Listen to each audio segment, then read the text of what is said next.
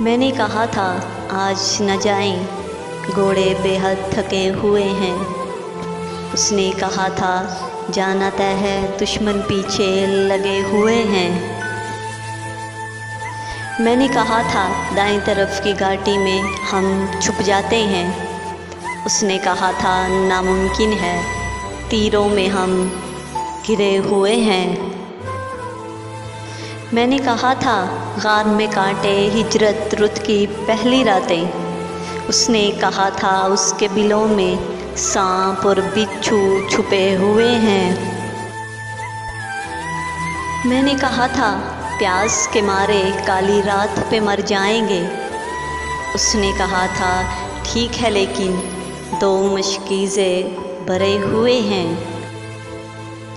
मैंने कहा था इससे आगे छुपने की क्या सूरत होगी। उसने कहा था डरते क्यों हो, आगे किले बने हुए हैं। मैंने कहा था 2 ही हैं हम शहर सितम से जाने वाले।